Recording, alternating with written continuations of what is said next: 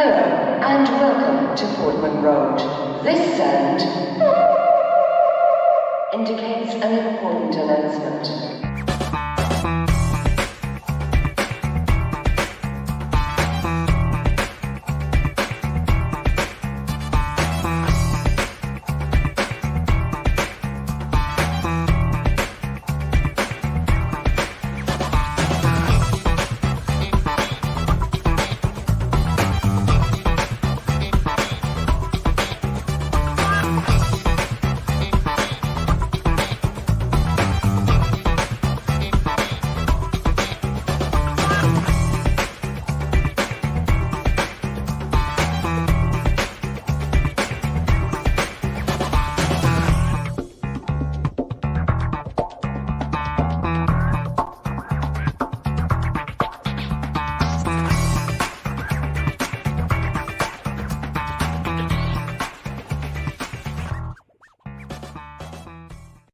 Hello again, my friends, and you are my friends, and welcome back to the Flagship Sunday Podcast. I'm the host, the Governor. The bar is stocked, the menu is full. We are ready to rock and roll. It is, of course, Mother's Day, so I'd like to start this show by wishing all mothers out there a happy Mother's Day, particularly my own mother, who I sadly haven't seen today due to lockdown restrictions, etc. So happy Mother's Day, Mother. Thank you for all that you do. Now that's out of the way. Welcoming my friends. Josh Russell is in the building. Stuart, I don't like being soppy to start the show because I will cry. I do miss her. George, I'm going to say this. There was a Jeremy Vine show on Friday. This is off the tangent, but anyway. And he was doing a Mother's Day shout out special, and I was doing really well Friday. And then I heard that, and I just wanted to go into a room and cry. It was awful. George, welcome in. Andrew, welcome in. Got Callie. I love Andrew here. He says he's got the cricket on the iPad and Talking Town on the other device. So Talking Town will keep you awake while the cricket will send you to sleep. I know Cruncher's probably already asleep in the VIP room. So yesterday, Town, 3 points. Paul Cook's first win as manager. I had to think about that one. I nearly said Lee. Let's bring him in.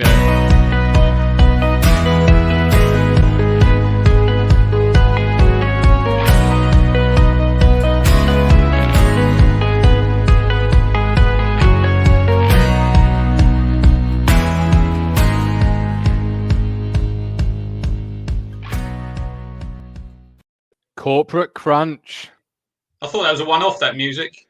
Nah, not while you look like that, son. So, it's Mother's Day. Your flat platform is yours. I'm sure you want to wish your mum happy Mother's Day. My mum will be watching. Thank you for everything that you do for me and that you've done over the years. And, my wife as well. Happy Mother's Day to her. Callie, I've got the cricket on, mate. Cricket on the iPad. Joss Butler out for 0. There you go. Right. So you've been obviously promoting the podcast all week. We thank you. We salute you. We love you. I know people have criticised you, but we'll skirt past that. We are now on Crunch 1953. We have broken over the halfway mark. We are literally on 47, the downward slope. 47 more. And also, if we get 100 likes on today's show, smash the like button. We're going to do a live watch along with all the Talking Town crew. Tuesday night. Yes, we are. Another big game, Fleetwood away. Huge game. Fleetwood have actually picked up quite a few decent results over the last couple of weeks. They're in good form. They drew 0-0, didn't they, yesterday in the derby at Blackpool. So, tough game. They will view us. If they beat us, they will think they're in the playoff run because they're not a million miles away.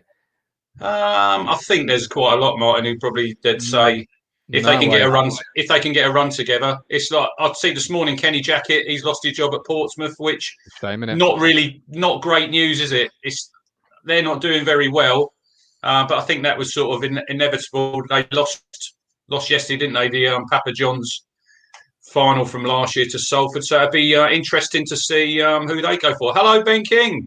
Absolutely, legend. Yeah, but if they beat us, Crunch, which they won't, obviously, but they're only 4 points behind the playoff ride. You know, that's not a million miles away. Right, we've got somebody else joining us. Of course, as always, he is our resident media mogul. Although today, technically, probably classes as the apprentice, right? Right? Like technically, he's the media apprentice today. He is today. He is, isn't he? Oh, I can't find his intro. Come on. There it is. Yeah. He's not happy.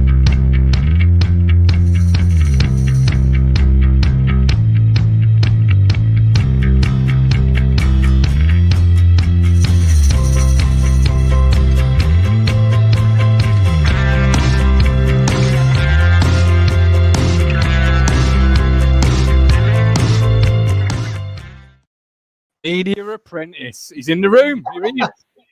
How are we doing? You all right?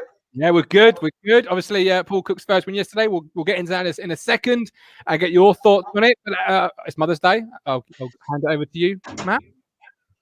Yeah, I've been running around with flowers today. My mum, my wife, the mother-in-law. It's been like a florist around here. So this is a nice welcome relief. Absolutely. But yeah, big shout out to all the mums. Big shout out to all the mums as part of the Talking Town community. 100%. Paul Chapman says, I swear I'm the only footy fan who hates the bloody cricket. No, Paul, you're not. Because I don't worry, Paul. We can teach you. There is hope for you yet. Anyway, Matt, we need to get Matt a little bit of love in the chat because he feels a bit left out, doesn't he, Martin? Everyone's tweeting and they're tweeting me and you, and they forget about him down there. Come on, give Matt some love. Yeah. Forget about who? Yeah. I need to bring him in. I didn't see him down there. I didn't even see him. Didn't even have my music ready. No, I couldn't find it these days.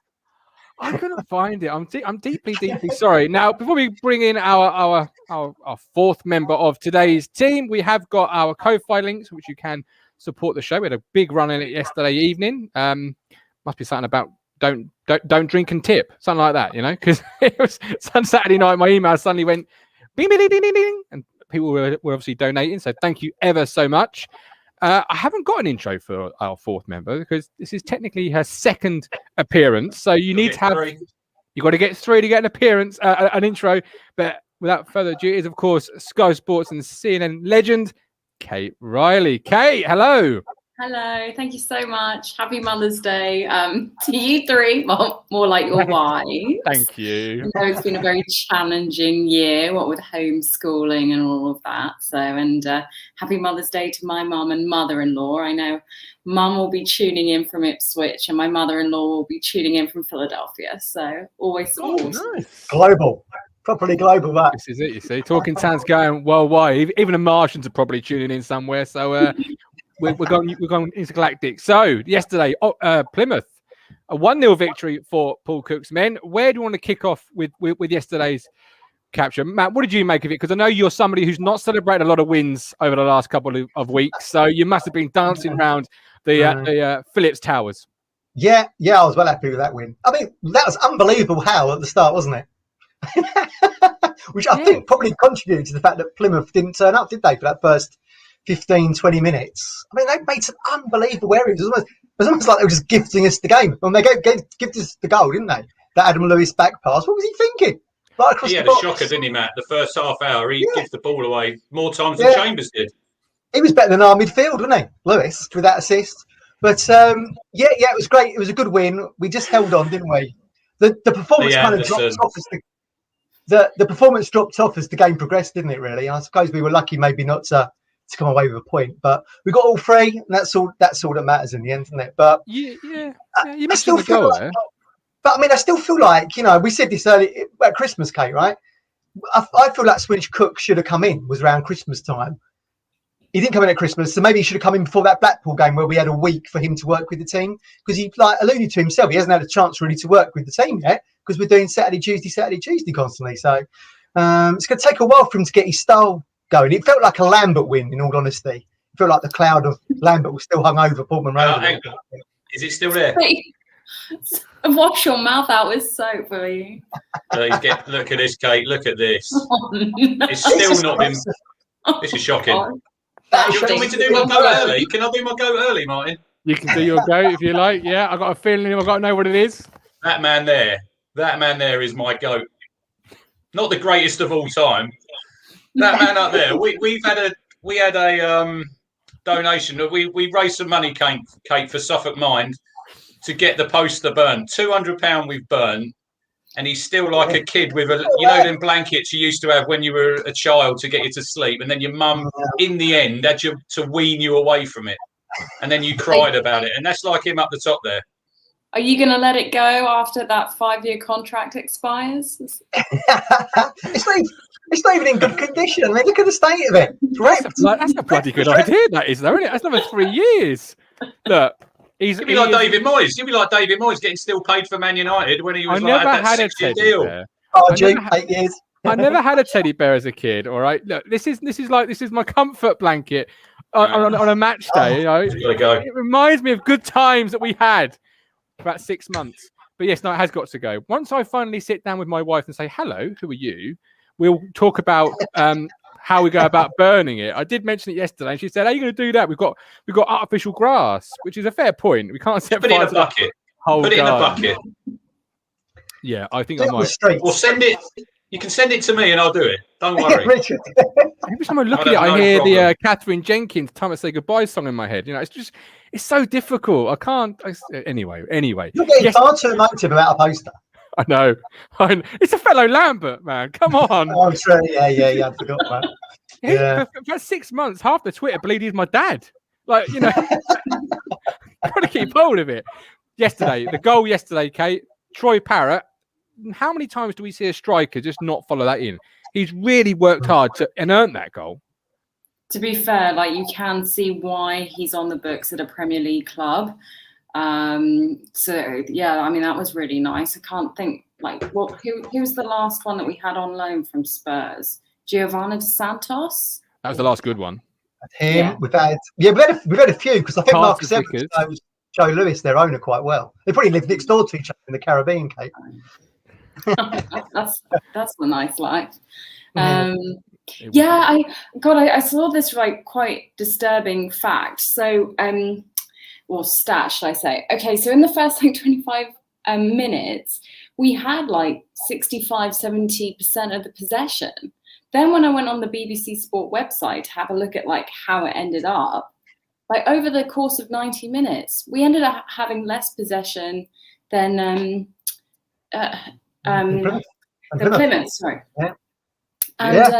And so he dips off. And it's just what's going on there? So I know it's early days with Paul Cook, but it would be nice if we could play more than 30 minutes of football. Yeah, I found it interesting yesterday, Crunch. He said, and I'm going to try and remember it word for word, but forgive me if I'm wrong. When we scored the goal, we're not going to score another one. So basically, just sit there, close your eyes, and pray. What he said, yeah. He knows there's no real goal threat in the team. We know why, don't we? We know why. We know why. But that's not what we want to hear, surely, as a fan or as a player. I'd rather have a manager who's honest. We had to put up with Lambert for so long, telling us how brilliant it was and how wonderful the world is. And now we've got a manager. He tells it like it is. And look at his passion. We all see the video when he's walking up the tunnel. Look how pleased he was to get his first win. So, and he speaks so honest. But Matt, I did send you that clip, Matt. His voice goes up here to down there. It is incredible. Have you heard it, Kate? Have you heard his interview? Yeah, I've heard him. I'm surprised he's still got a voice to do a post-match interview. He sounds like two different people. Totally. Yeah. I did cheer yesterday, by the way, Lee. I did cheer yesterday, just seeing Lee's comment. Yeah, I played it to my wife while I was doing the dinner yesterday. I'm all in on the Cook train. I'm all in. Okay. Yeah, I know you're all in, but I'm with Kate here. You know, I want to see a little bit more. I did write a positive column this week in the paper because I was feeling positive when I woke up and wrote it, and I still think actually yesterday we didn't have the bulk of possession, but we did do what we had to do, and we had a little bit of a spine to us for the first time in a long time. Actually, I've often watched Ipswich capitulate under pressure, and yesterday we sort of stood firm, and Toto was a big part of that. Yeah, but I just wonder how Drinan feels and how other players at the club feel when you hear your manager kind of say we're a 1-goal team like that. Well, the stats show that, don't they? You only have to look through the season to see that that's correct. But that's something we've been going on about all bloody season, isn't it? There's no goals in the team. There was goals at the start of the season because the midfield was kind of rocking, wasn't it? But that's held off. We've had injuries, all those injuries. And it hasn't helped us at all. Hawkins didn't help us. I did say on Thursday, guys, I think what we need from Cook now is have a solid foundation. We know we're not going to score many goals, but if we can get a solid foundation, and we're going to have to nick a few games 1-0. You know, there might be some games where the last 10, 15 minutes we're nervous, but it's all about getting the points on the board. Sometimes this stage of the season, it's the business end. It's not about how well we play. I don't think it's points on the board that we need. I know, yeah, you say that, but and you talk about Paul Cook's press conferences. Maybe I'm a bit old in the tooth, Kate, but I can remember every manager coming here under isn't he refreshing? Mick McCarthy, when he first arrived, was refreshing. I remember him coming into a press conference and saying about a win and saying, I've just told my wife in the manager's office how great it is to get a win or something along those lines. Paul Lambert was doing 3 cheers on the halfway line after beating some second-rate team. Is it too early to say, Paul Cook is such a refreshing change of character around Portman Road? No, but he brings a lot of positivity with a lot of those men that you've just mentioned there. Great managers to begin with, and then it just goes really toxic. Yeah. So, and I know like a couple of weeks ago we mentioned, obviously Lambert was still in charge then for all of like another few hours. But yeah, and we were mentioning the toxicity then with Paul Cook, like he mentioned, like his passion and everything, and his just like upbeat nature. I'm just hoping that lasts a very long time. So he doesn't come. You're right, Kate. He doesn't come across as the kind of character that's going to sort of go into himself, but start lashing out at the media like a Lambert or a McCarthy. He's a very upbeat character, and I think that's probably. He's not known for having that side. Everyone knew that Lambert had that side because it's happened to every club he's been to. It's happened to Mick before, obviously with Roy. Like you knew that there were like 2 personalities to him, and you never knew which one you were going to meet. So, yeah. Did you ever interview Roy? Sorry. Did you ever interview Roy? Oh, I did. Yeah. So, during my time with Lambert at Norwich, I used to alternate. So Ipswich home games would be Roy, and then the next Saturday would be Lambert. So that was my football. That was my football reporter education there. And here you are. And then here you are, look, with us 3. They ended up working together at Villa, didn't they? They ended up working together at Villa. Yeah. And, I came out of it unscathed, thank goodness. But Roy treated me differently to a lot of my male colleagues. So I know nowadays people would make a fuss about that. But because it was favourable to me, I was just happy to. And I was young and inexperienced at the time. I was just like quite happy to like get on with it and keep it under the radar.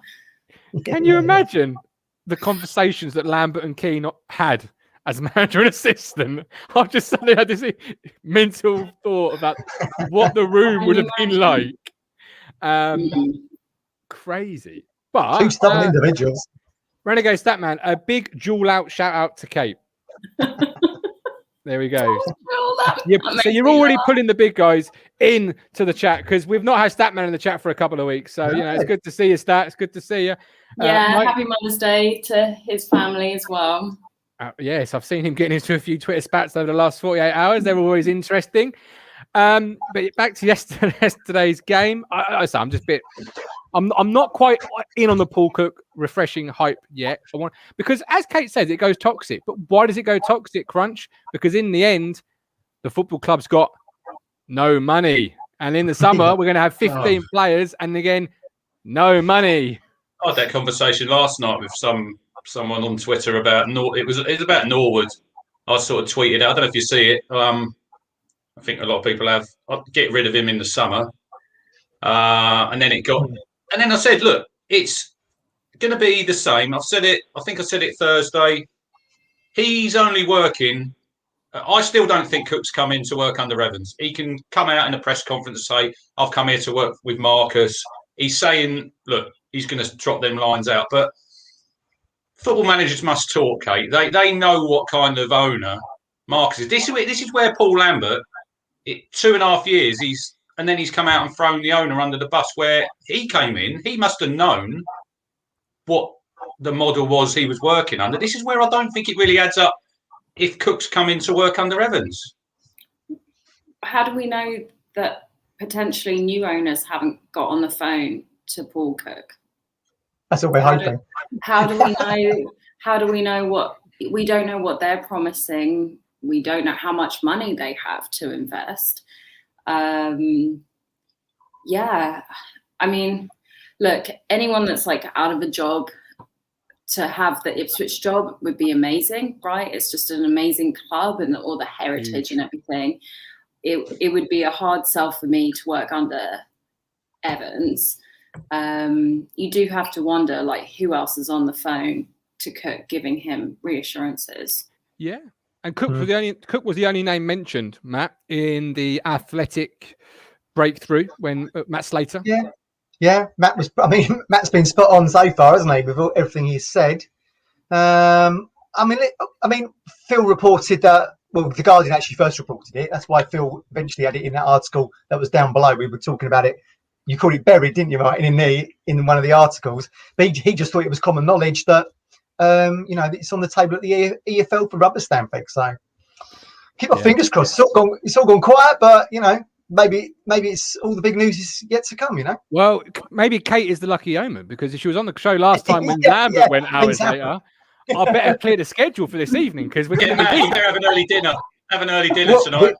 We are. I'm picking up the roast at 4. Oh, your poor wives. Turn your phones off. You know what time he has dinner, Kate? Ridiculous. Not 9ish normally. Yeah, it's quite late. See, it's quite late. Says what? It's ridiculously late. 6 o'clock on the dot in my house. Well, we're all intermittent fasting, so we have to end our eating by certain times. George just messaged the show just saying, have I ever interviewed Evans? So the answer is no. I think the BBC, when I was working for them, put in a request to interview him. And then at the time, he was all anonymous. But honestly, George, it's only been like the last of 2 or 3 years that if I saw him in the street, I might recognize him. But other than that, I wouldn't know who he is. And, that's sort of coming from a Town fan as well as a football journalist. So I think the company I was working for had put in a request to interview him, and it came back no. And so therefore I wouldn't be at liberty as an individual to ask for the interview, sadly. So let me at him. Give me half an hour. It was interesting in Dara's. If you listen to Dara's pod this week, he was he brought up the Evans. He said he asked him to come on there, and he turned him down. But when you've got other owners of football clubs talking about it as well, so that says to me something is going on. Yeah, well, it is, yeah. And we know it is. We know it is. I've got no problem with Marcus in the sense of I don't think when people say he doesn't care, I disagree. I think after 13 years and 100 million quid, you can't help but care. I mean, if his kids, for example, I don't know his family situation, but if his kids are 14, 15, 16, they've grown up. His daughter's a big Town fan. There you go. His daughter's a big Town fan. Well, I don't doubt that his heart's in the right place. I just don't believe in the plan, the voice, or the budget. And those 3 things are the most key things a football club needs. Yeah. And you always feel like we're a second thought, like in his empire, Ipswich Town is the 3rd or 4th on the list, and it should be number 1 because football does not sleep. It's always been a weird situation. I think once fingers crossed the takeover goes through, we'll look back on this period and think to ourselves, that was really weird. The guy came in to take over from Sheepshanks, who was, as Kate will know, was so charismatic and loved speaking to the media, to go from that to someone who we didn't know what he looked like for 6-7 years, wouldn't do any media, barely speaks to his own media team to speak to the fans. It's all very odd how it's all. That's interesting, Matt. When you say about the media team, and look how since Lambert's gone, how they've sort of jumped in there. Now they're releasing how many follows we've had. They've done. They even said for the Lincoln game, they've sold over 3,000, which is the first time I think they've ever sort of come out and said that. Yeah, but Lambert doesn't control that narrative. Yeah, that's not Lambert. You're again lumping Lambert in with things that really are nothing in his. Weird coincidence, though. It is a weird coincidence. Suddenly, that information, because Richard's been calling for that all season. Because we saw Cambridge doing it in other clubs. So Rich wanted to know how we were doing. When we never come out, Lambert goes. Suddenly, you got the information. Right. So and journalists unbanned. Yeah, that was big. That was it for me. Yeah, getting Phil back in that press conference. You did a poll yesterday, Crunch. I don't like Twitter polls often because I'm not on the receipt of the winning side, but that's not to disagree with them. Even Callie's got one. What was Callie's poll? We are getting to him in a minute, not Callie. I did say to Callie. I did actually, with tongue in cheek, I did say you haven't got enough followers to be doing polls because obviously I've got more, and I was only winding him up. If we're going to measure Twitter followers, there's only one winner. I'm leaving the room now. There's no point. It isn't me. It isn't you. And it isn't The Apprentice. We're not even combined. Exactly. The poll, the man of the match poll. The man of the match poll. Yeah, it was interesting. The official, the town official poll, they had Troy Parrott winning it comfortably. And I said him. I said Parrott. Me too. It was good first half.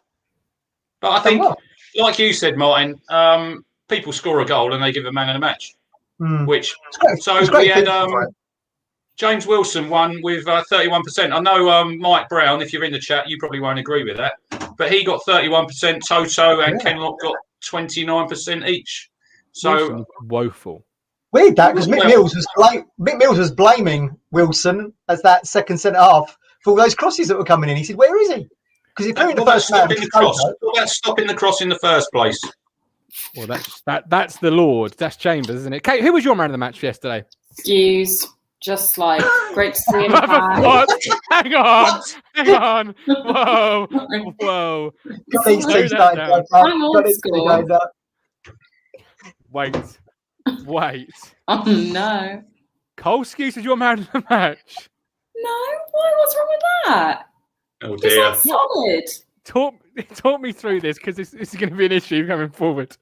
Okay. How was your man in the match? Okay, I just thought having him back, he was solid. He added stability. I'm with you. Like, okay, you score a goal. I find that annoying sometimes that the goal scorer is always the man of the match, or like if you lose a game, it's the goalkeeper's fault. Thanks, Robert. I just spat out my. Oh, look at Mike Brown. Put Mike Brown's comment up. Oh, yeah. Oh, thanks, Mike. Mike makes it all better. Yeah, and I'm old school. Like, yeah, great for Troy. Really pleased for him. Amazing. Great confidence builder. Awesome. Gives Paul Cook his first win. Great. But, Kelly. Yeah, just old school. Skuse. Welcome back. Yeah. Welcome This will back. be the last time I'm invited on.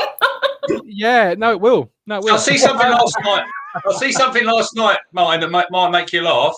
So I think I could use this analogy. So Flynn Downs, it's like going to bed with Michelle Keegan and then waking up with Suzanne Boyle. Cruncher. Come on, man. Mother's Day crunch. You can't be using that on Mother's Day. Kate's got to learn. Come on, you got to learn when you're on here, Kate. Right. Clearly. Martin hates Skuse. Hate's a strong word, but I do not like Cole Skuse. No. Managers like Skuse. Cook said in the interview, didn't he? Yeah. Skuse and Chambers. I mean, I know they come sort of as a pair, don't they? Let me translate this for you. They're dependent, aren't they? Managers like a loyal pair of hands, trusty pair of hands. Let me translate this for you. Cole Skuse and Luke Chambers don't knock on my door and come into my office and ask me a lot of questions during the week. I love them. They're fantastic. There you go. I've translated how good they are in the dressing room. Look at the old Tottenham documentary. You don't want a Danny Rose, do you? You don't want somebody who's constantly in the office. Like, it just gets tiresome. It just gets tiresome, right? Yeah. As Kate's brought up Cole Skuse, we'll come back to the man of the match poll in a second. Let's get into Cole. Everyone talks about Cole Skuse as if he was an 18-year-old youth prospect breaking through, and in 5 years' time, he's going to be a really good player. The problem is, he's 35? Is it 35? 4, I think. Yeah. 34. Oh, my mistake. 12 months. 34. He's at Newport's 42. He's got years left in him. But he doesn't offer anything. Cole Also, Skuse, we're League One. because of players like Cole Skuse, I'm going to say it. Yeah. I'm going to go there. Like, Cole Skuse, right? And everyone can have who they like, and that's fine. But you can't pick a pass. You can't header. You can't shoot. The dog agrees with me. Like, what does he see? What does he offer? What does he offer, Matt? Tell me what he offers. Well, I mean, where you get this, he can't find a pass and all that from. What are you basing How that many on? times you sat there and watched the 12 killer ball? months. How many times you sat at Point Road and watched the killer ball from Cole Skuse? Well, not in the last year or so, obviously. I mean, look, Skuse. Look, you can't. How many appearances has Skuse had? Was it 200 and something? 200? 275, I think. Yeah, I mean, he's been. You know, he hasn't got those appearances by accident. Managers have rated him. Okay, he's getting a little bit older, But who cares? As long as he can do a job, and he come in like Kate said, he come in and did a job yesterday, had a couple of interceptions and did a block, and he contributed to the win. 74. Midfielders have to do more than just stand in a position and water carry. Well, you can't base it on half hour, can you? Did you see Stuart Watson's tweet? And there it is, the first Cole Skuse interception high up the field. Look, I can see where you're coming from, Martin. I can see where you're coming from. But at the minute, he could be... Look, I'm not his biggest fan. He could come in very handy because I think we see yesterday, we played the first half an hour when Flynn Downs was on the pitch. We were a different team. When he went off injured, and Teddy Bishop, who came on, who, in my opinion, he's one of the most overrated players in a Town shirt for years. They're still going on about the cross for J Tab. That was 2014. 7 years. 7 years. What has he done at the football club? He's been injured a lot. He came on, and him and Andre, we see them two last week when they were in midfield at Gillingham. Got absolutely beaten up in that game. Yeah. Them two, they can't play together. Beat anybody up? Yeah, but Skuse, look, I think we're going to need his experience now, Martin, because if Flynn's done his hamstring, he's going to be out. That's going to be 5 or 6 weeks. Who else are you playing? Is Emir Hughes? Is Emir Hughes coming back into the fold? Why do you need experience for? You've got Luke Chambers, James Wilson, both experienced players. Toto Enciano at this level is an experienced player. I'm saying in that role with Dozzell, who are you playing in there if you don't play Skuse? To be honest with you, probably Teddy Bishop. Bishop. Because this football club benefits longer term if Teddy Bishop comes in, plays 15 games, because first of all, he's played 15 games. That's huge for Teddy Bishop. Secondly, if he finds a bit of form, you may have captured something. Like, does this football club win long term if Cole Skuse 15 games? 15 games, it's huge for this football club out of Teddy Bishop. It's 46-game season. You're going to give him a third of the season. This is what's wrong. This is what's wrong with the mentality of half of our fans. They're still on about Skuse. They're still on about Chambers. And I said they should have gone after relegation. They should have done. But now, Martin, we've got to look short term. That's what Paul Cook's looking to at the minute. All them people out there saying Chambers shouldn't be in the team. He needs him in the team at the minute. He needs his experience. And people might not like this. You won't like it. He needs Skuse at the minute. I can't believe I just said that. But we need Skuse at the minute. We do. What are you saying? One Kate Riley appearance where she praises Cole Skuse and Cruncher is doing more U-turns than the Prime Minister. You're crazy. I'm just saying I thought I had an ally in you, Crunch. I feel like I've just been cast aside and I've been drifting on my own. Minute. But can he play Saturday, Tuesday? Probably not. I don't like the idea that we keep hanging on our youngsters. I keep saying this, I don't really care if our youngsters make it Ipswich or not. I want 11 players that are going to get this club promoted. Maybe they might be from the academy. They might be from other clubs. They might be existing squad. Might be people that come in from other clubs. Stop hanging on. They're like, oh, God, Dozzell and Bishop and all that. That system has failed us for 20 years. Is why we've gone nowhere and got relegated. We need to get back into the Championship. Give me 11 players that can do that. If they're not academy players, so be it. I'll counter that. When we had Andy Holt on the show, he said players come to Accrington Stanley because they know we've got a small squad and they'll get a chance. They'll get a run of games. They'll be able to get consistent. With Cole Skuse on the side, you are blocking Teddy Bishop, who, yes, okay, he's not as young as you would like, but he's still not in the prime of his career. You are blocking Brett McGavin. You are blocking young players from getting that Brett McGavin's on loan. Brett McGavin's on loan. Okay, right. You're still blocking not exactly pulling up trees at air either. He's not even in the team, is it? But you're still blocking young players. The point still stands. Cole Skuse is not the future of this football club. It was Teddy Bishop. At his age, he's got more of a chance of being the future. How many games? If that man's in the chat, how many games has Teddy Bishop played in seven seasons? It's only about 70, isn't it? Not even, yeah. Also, can we talk about how what sort of a recovery time Cole Lazarus has had, Crunch? Has he been up all year?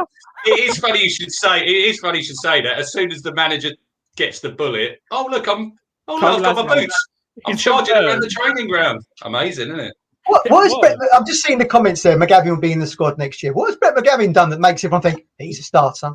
He's in that top 11 players at the club. I've not seen anything that makes me think he's going to be decent. Like I just said, he can't get in the air team. They're in the Championship in Scotland. On Cole Skuse, you're not going to convince me, but you don't have to.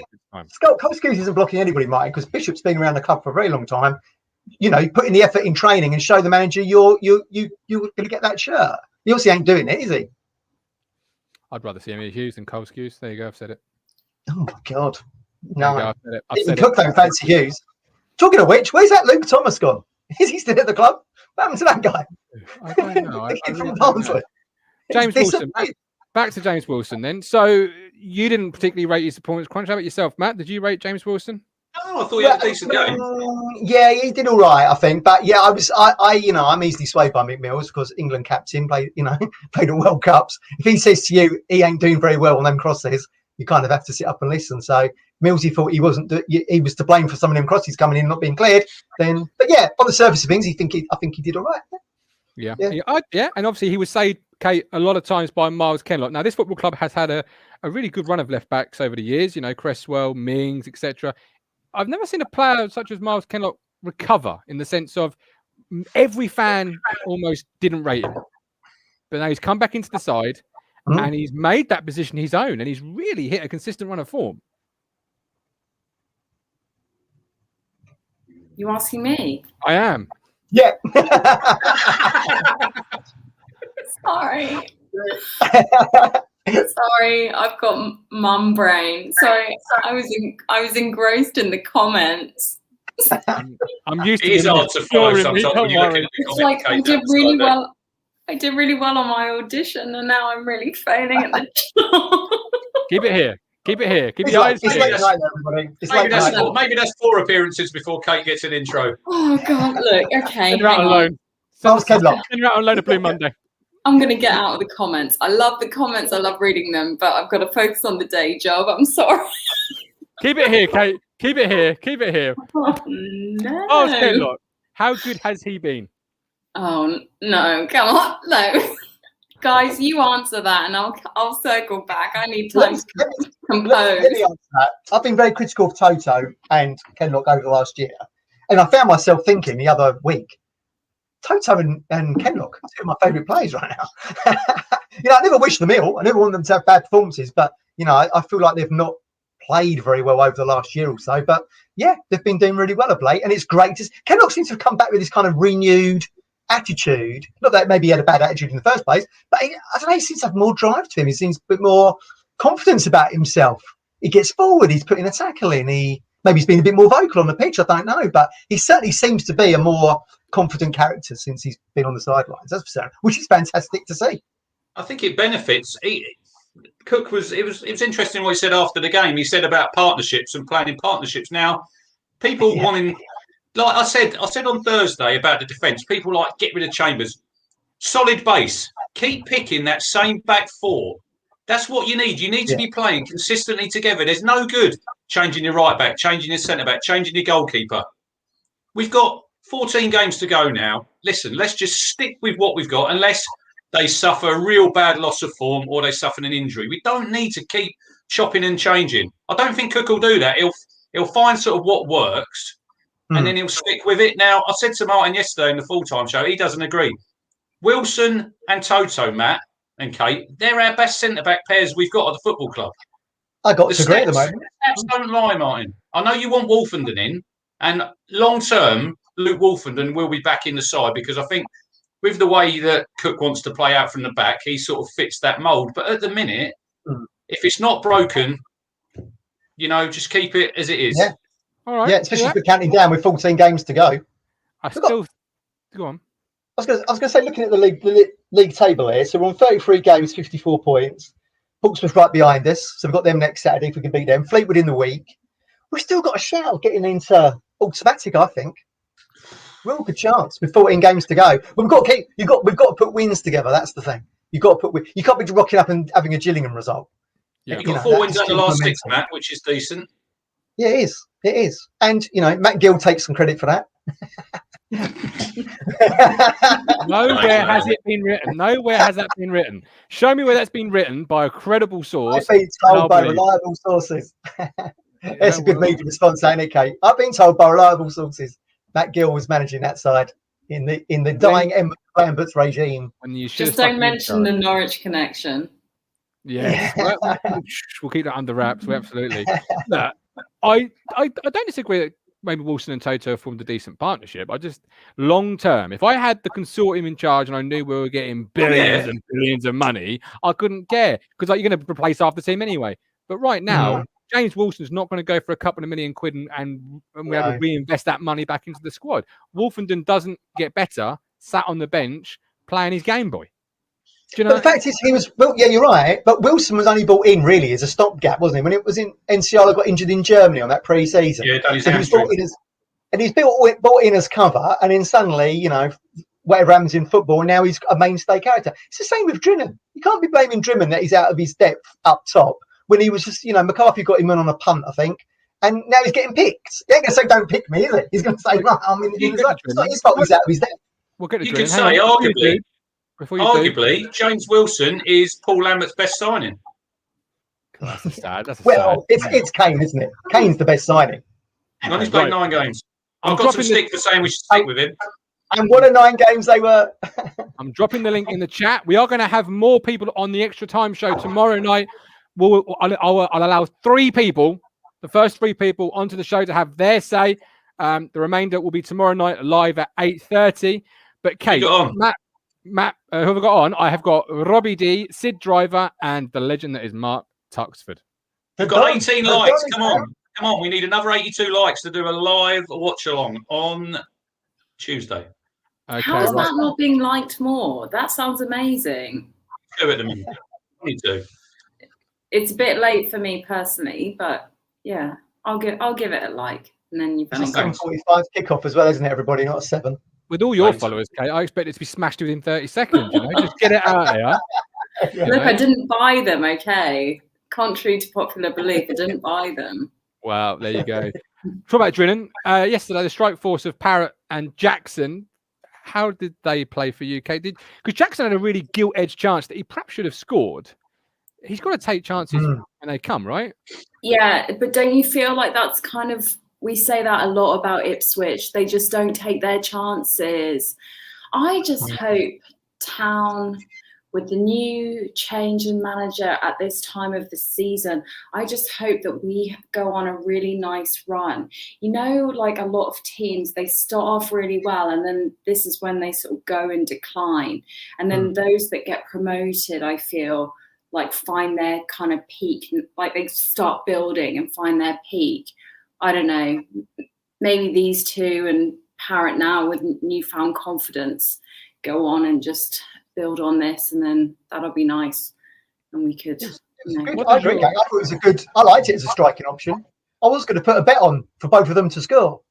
I feel like those two are going to probably gel together more than maybe Parrott and Norwood. Are we going to? I mean, me and Rich were talking that Norwood's got like this non-league mindset. And I said last week, which is not a surprise really, because he spent most of his career around League 2. In fact, he spent most of his career in the non-league. But I feel like Parrott and Jackson's a really good little partnership there. But I mean, Jackson was cast away to the under-23, so he needs to just get a bit more momentum in. Should have scored, Crunch. He's got to score those. Jackson. Yeah. Oh yeah, definitely. Look, he's probably a bit rusty, but I still look. You've got to put them chances. Parrott, somebody, I could see him coming back again next season. Maybe he's not going to get in Spurs team. He could play in the Championship. Well, he's played there for Millwall. As for Norwood, like I said, I know I get a lot of criticism. Norwood's 30 now. He's got a year left on his deal. It's a bit like we said in the chat last night. He reminds me of J. Emmanuel Thomas. All the talent in the world, but just I don't know. I'm not saying they don't put their mind totally to football. That'd probably be a bit unfair. But look what happened with Jet. Mick, out you go. I could see in the summer Paul Cook getting rid of Norwood. Norwood won't play higher. I want someone who's younger, we can develop, can play at a high level, and if needs be, sell on for a profit. Someone who's hungrier. Yes, hungrier. That is a good word to use. I feel hungrier. Maybe like the lad on the bench yesterday, Martin Jeffcott. I don't know, he didn't start. He's a top scorer, isn't he? He started on the bench, but he didn't play. What's that? He got scored in 8. Oh, is he not? He's got how many goals has he got? 18. He's got 18. He's got 18 I do love it when when Cruncher tells me my opinions back to me, though, Matt. Like, I do enjoy hearing my own opinion said back to me as if it wasn't mine. It's like, I've heard that somewhere before. That's a good one. But the Jet one and Mick McCarthy, because yesterday, Paul Cook said about how you want, to be a pro player, you've got to eat it, breathe it, live it, be it. You've got to be super fit. And I just thought the more he spoke, the less I heard of certain players in our squad. Do you know what I mean? Without saying he is talking to members of the squad, I believe. 70% of games he played last year from Statman, and 54% this season. That's not good enough. We need people who can be on the pitch more than they're in the treatment room. It's not quite gelling for him here, is it? It's not quite working out. He was never injured at Tranmere. Now he's injured all the time. He probably needs to go back to Tranmere. Send him back to Tranmere for a nominal fee. That's probably more of his, spiritual home, I feel. He seems to have an affinity still with them. Is he 30? Yeah, he's 30. You see, I'm a big American football fan, and a lot of American football analysts always say once you get once you get injuries at a certain age, you need to sort of buyer beware, because you're on that sort of trajectory of you're going to keep Stephen Ward. You said about Stephen Ward, mine. He ain't gonna, he hasn't really featured since he got injured at. When did he get injured? MK Dons. Barely featured since. It's very true. Our first three, it's going to be Mike, Rob, and Stephen. That's the three that came up first. So George and Stuart, you're first on tomorrow night. You need to be quicker with that clicker. You see, you've got to get in there quick. It's competition. He's smiling, so I'll bring him in first. Look, it's the fisherman. There he is. I've just been laughing. Hello, Kate. How you doing, darling? All right. Hello, lovely to have you on. Oh, you made my day with that Skuse man in the match. That was brilliant. Cruncher's face. I didn't know whether he was going to cry or whether he was going to. I was just about to take a mouthful of drink, Mike. I nearly spat it out. I've got coffee here, and I'll tell you what. I'm so glad I weren't drinking it. That'd have gone everywhere. Martin, Cruncher's about ready to ban me. If that had been me said that, he'd have kicked me off the show. You know that, don't you? Yeah. Yes, I would have done. You're absolutely right. I almost kicked Kate off the show, to be honest. Hey, Mike. So we've got Downs out. So who plays in that position Tuesday at Fleetwood then? Who are we putting in? We've only got one holding midfielder, haven't we, really, at the club, and that's probably Skuse. Yeah. And, as much as, I can't believe how much of you turned, Cruncher. That is shocking. 360. That was like a John Nolan 360, that was, Mike. That was a what? Like a John Nolan 360. Oh, no, you did that with style, mate. John Nolan doesn't do it with style.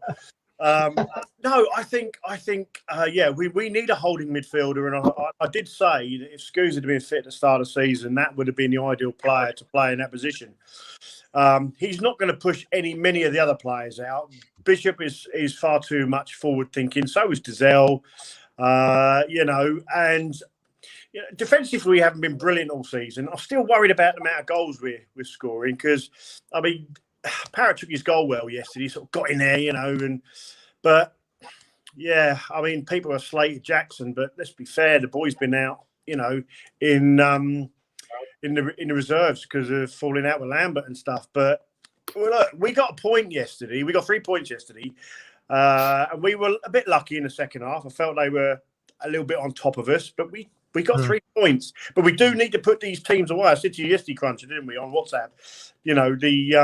We should have buried them within the first 20 minutes. I would have said 20 minutes, half an hour, because they were really all over the place, and that was probably the best 30 minutes I've seen us play all season. Yeah, game should have been over after half hour, Mike. I felt like it was one of the worst away performance starts I think I've seen at Plymouth Road for about a decade. They were awful, weren't they? So why? I don't understand them for 60 minutes. Why did we allow them back in? I think if you start like that. Yeah, exactly. Mindset, Kate. I really do. I think it's become our mindset. The players. Paul Cook's come in, and I've been a bit worried because I'm not a great fan of playing one up front. I don't like that. I think you don't get enough goal scoring like that. And you look at all the great managers and the great teams, that have got promoted from the lower leagues and in the Premier League and that. They've all, even in Europe, have always. When we get to my crunching tackle, Mike, I've done it with you in mind this week, so keep watching. I've got good at watch, don't worry. But yeah, Paul Cook, the enthusiasm, I think he's probably the most enthusiastic manager we've had in a while. I love listening to him. He's a proper lad type manager. And I just think, I think the players, if he could get players in, we desperately need Evans to sell the club. Evans has had 13 years and we've just been in demise ever. Yes, people ask him, does he care about the club? You don't invest that kind of money if you don't care about the club. But at the same time, it really has got the wrong people helping him and running his football for him. So if Evans can sell to this consortium, and maybe just even if we get £15 million. If we don't go up, we get £15 million. If we do go up, we get £15 million. I think £15 million will keep us in the championship. Be a lot more than that, I'd expect, Mike. Not American consortium. I think if we wanted to get promoted out of the championship, we're probably looking at about 50 million, aren't we? Really? Yeah, a few shrewd decisions. Absolutely. On that, the holding midfielder role, Matt, I've got a little bit of a wild card for you. How about Mark McGuinness? Do you know? I was thinking that myself. Yeah, he has got history of playing at kind of CDM, because I'm into FIFA now, aren't I? CDM. CDM, we call it. So he's got experience playing in that role, albeit not great experience, but he can play there. So yeah, I was thinking that could Nydam play into that midfield? I mean, no, he's coming back. I mean, what is Nydam? I can't even remember what Nydam's key position is these days. He plays on the left and he's left-footed. He's played left back. Is he left-sided?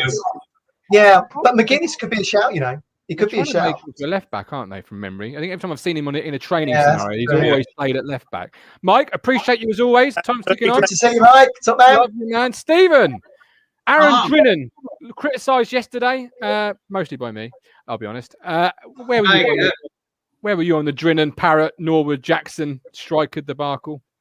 Well, I was seeing some stuff on Twitter this morning and people were saying Norwood's our best striker and things like that. He is? No. In the strike force, we have no.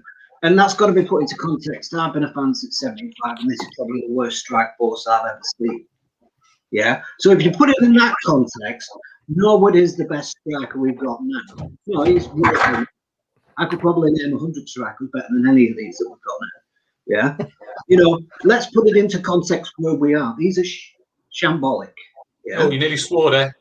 I did, didn't I? I was trying to be nice for Mother's Day. We were the strikers we've got are shambolic. People were turning around this morning. I was having a go. People were having a go at me. Said, well, why don't we sign Jordan Rhodes? Well, Jordan Rhodes is out of contract. I wouldn't want him, but he's out of contract. We won't pay 30, 40k. Sometimes you have to pay 30, 40k. Yeah. This is an argument. If we went up, we had a contract, with their Chambers, where we had to be the highest player at 20,000. So we effectively capped ourselves. That's one reason we came down. We couldn't pay anymore. We couldn't get anyone over 20,000 or Champions were about to have gone up. Hang on, Steve. I just want to read out what you wrote on Twitter for those that maybe hadn't seen it. And then I think Crunch has got some feedback for you on it. Surprising. Yeah. This is what you wrote. I'll read it word for word. I'd rather 20 to 30 players on an upper limit of 30 or 40k a week than 40 or 50 with an upper limit of 20k. You'll get a bigger pool of players and better quality.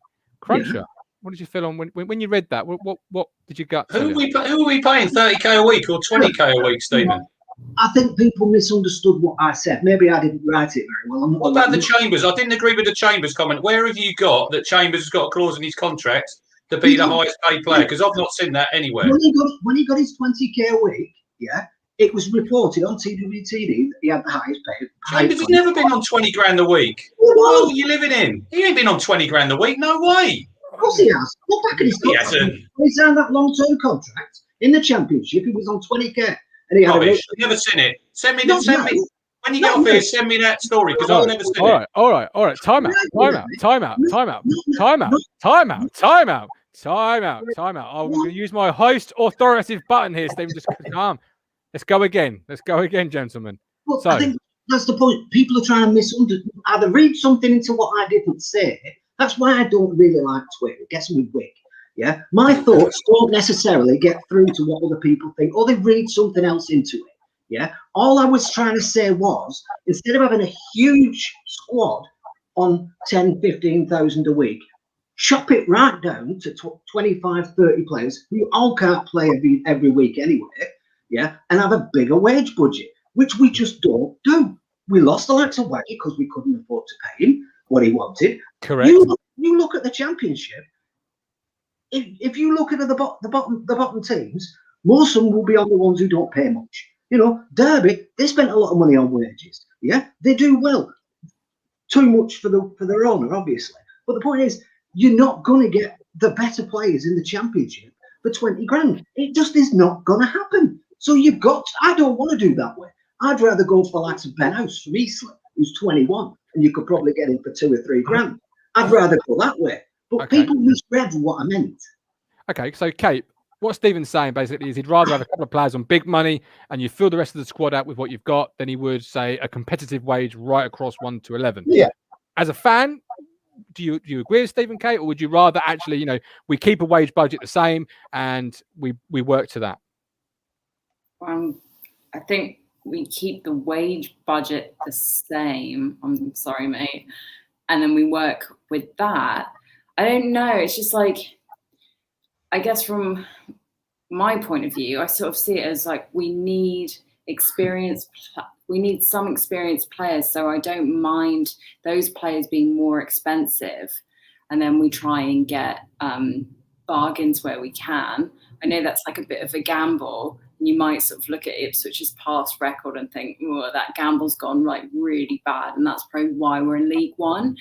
But yeah.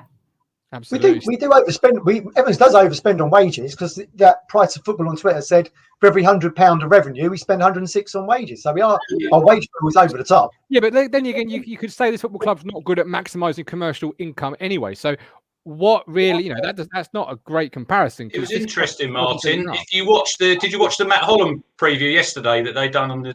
So it's interesting what he said about when we went to the Premier League on about wages, and they got Serini and they got Finidi Georgian, and they were being paid more than the other players. So you have to be careful. I think, look, I'd keep it all the same. I do agree, smaller squad, but at the minute, when we were in the Championship, Stephen, we were, I think, the 4th lowest wage payers. So Chambers, I'm sorry, was never on 20 grand a week. No way. Stephen, I'm going to move on, ladies and Robert. I appreciate you as always. Quickly, did you say Matteo Serini was on big money? Him and Finidi when they came in. Yeah. Why did Burnley play Marshall then? Why did Burnley play Marshall? Because Serini bottled it when we went to Dagenham, didn't want to play. Robert, you go on, Kate. I was going to say, when Peterborough were in the Championship with us, when they had Mikhail Smith and Aaron McLean, that kind of era, I know that those Peterborough players were on about £4 grand a week then. I don't know what that kind of means for us. But yeah, obviously they scored 100 goals that season. They were on fire. And then McLean came here and couldn't hit a barn door. Classic Ipswich, classic town. but I think £4 grand probably is about League One level now, Matt. Don't you think that's Yeah. Caddy's probably summed it up quite well there. I think Norwood. I think the maximum's about 10. I think Norwood's around that area. I think because I do believe Hull tried to get him in when they were in the Championship, and and Evans stumped up more wages for him to come here. That's what I was told. I've never questioned Evans's. I have questioned Evans's ability to spend money. I just question also his way of spending it. Like, if you sent a 10-year-old into Aldi with 100 quid, you're going to get about 1 million donuts, Starburst, sweets. They're not going to be great. It's going to feed you, but it ain't going to be good long term. Like, Marcus Evans's use of the budget isn't always the best. Like James Norwood on that much money. That not. And we as supporters, we always kind of judge an owner on their transfer spend. A lot of that money is probably going into wages that we don't know about. You're not seeing those big fees. You're not seeing transfer fees being recycled into signing new players. Maybe behind the scenes you are in wages, but that doesn't make headlines, does it? In papers. Absolutely. Anyway, good day, Robert. You are closer to Kate than we are. You are based in Australia. Yeah. We are truly global right now. Thanks a lot, mate. My cup of tea went that way when you mentioned Skuse. It's over on the carpet. There you go. You see, she's part of the show 2 weeks or 2 appearances, and she's already made a absolute splash everywhere. 2 and done, I think. No, absolutely not. So, Robert, yesterday, big win. Kate obviously wanted more long-term in terms of possession and getting hold of the game. How did you see it? Yeah, we were good for like about 20, 30 minutes, weren't we? And then we kind of let them back in the game. We really needed to put them away. It's really classic Ipswich, getting one goal and not be able to put the final nail in the coffin, really. Yeah. It's the problem we've had all season, isn't it, Rob? It's probably had for 13 years, isn't it? Yeah. I really hope that Cook, because he's going to bring in a new strike force, I'm pretty positive. Yeah. And I think he does like to go to players that he's worked with previously. We've got linked to that. What was his name? Windass, the kid Windass. Yeah, Windass. Yeah. Didn't we get him last transfer window as well? Yeah, we did. And I think they fell out, actually, at Portsmouth. But at Wigan. But there's talk that maybe he's looked at him already. So I think we'll see some people that he's worked with previously come into this team. Absolutely. But I actually found that Drinan actually did play reasonably well yesterday. And look, some good touches. He should have had an assist until Judge landed in my backyard. Well, that's how bad he missed. Crunchy said it bobbled. Come on, he should have been buried. A little bit. I'm giving him. It's still landed in our backyard, Crunch. That's how bad it was. He should have scored, but I'll let him off on that one. He's had a hard week. He's had a hard week, Judge. Come on. At least on target. But he's had a bad week, so. Absolutely. I'll tell you what, though. You mentioned Drinan there. I didn't think he added much to the game, but I agree to disagree and everything. The same with Skuse. I really do. But, Rob's probably right. Again, it's not Drinan's fault, is it, that he's getting picked?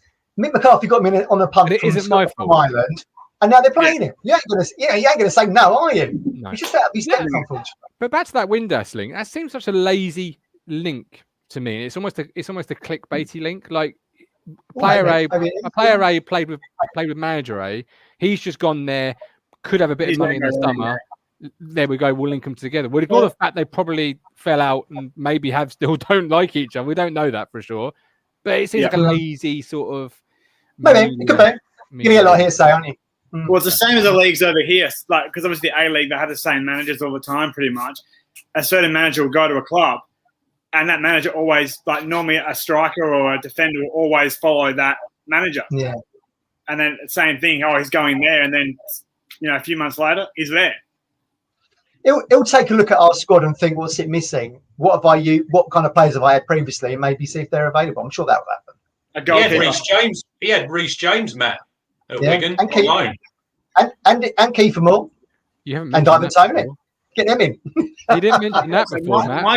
My gripe from yesterday is, again, Thomas Holy.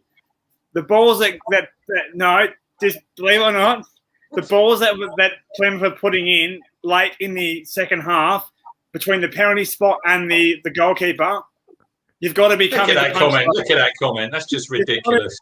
It's true, though, isn't it? You don't rate those balls. You can't just sit there and watch the ball like he does. I was chatting with Hawks and Ross Yates on Twitter yesterday because we were watching that Papa John's, and I've not really rated Holy since we signed him particularly, and everyone was saying that Cladkey, who was in goal for Salford yesterday, was good keeper.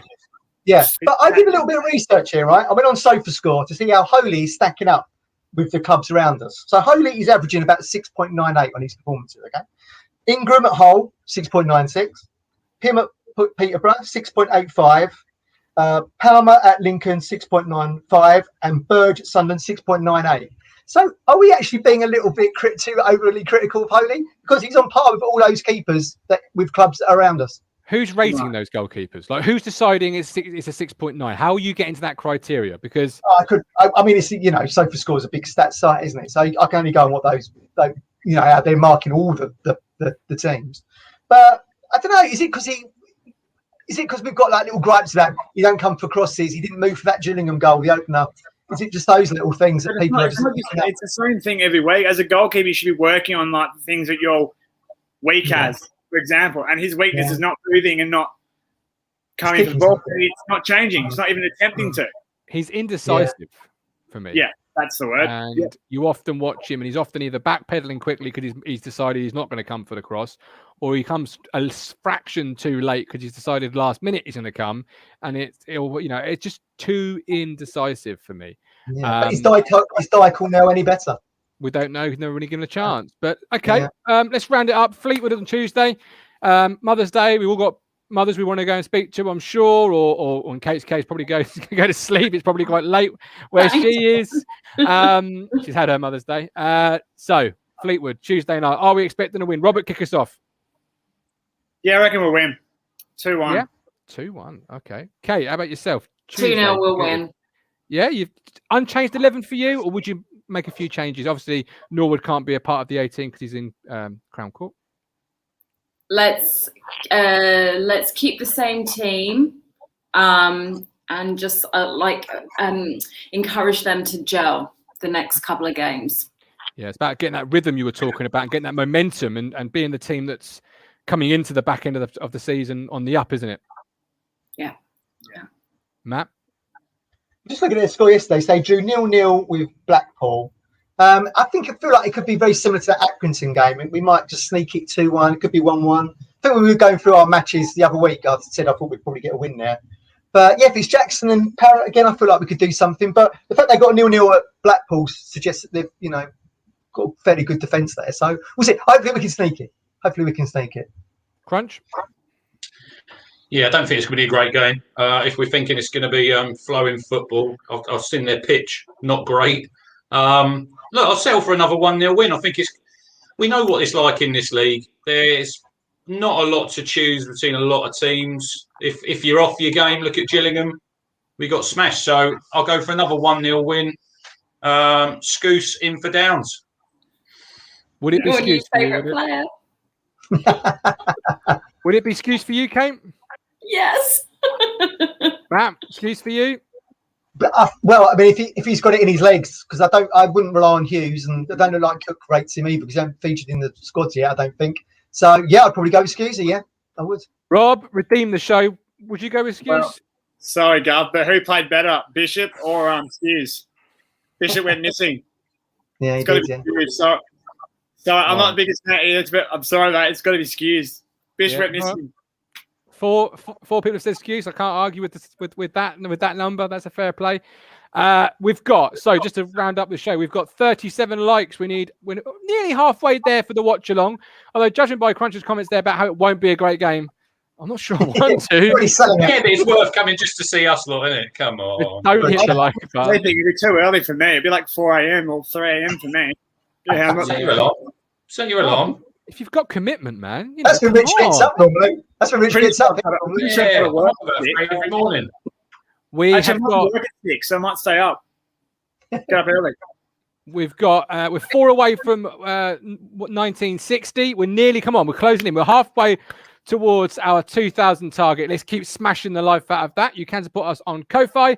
But for today, as it's Mother's Day, Kate, I thank you very much for joining us. Rob, Down Under, thank you very much. Rob. Matt, Cruncher, as always, it's a pleasure. Until tomorrow, 8:30, Talking Town time. More of your comments are live. See you then.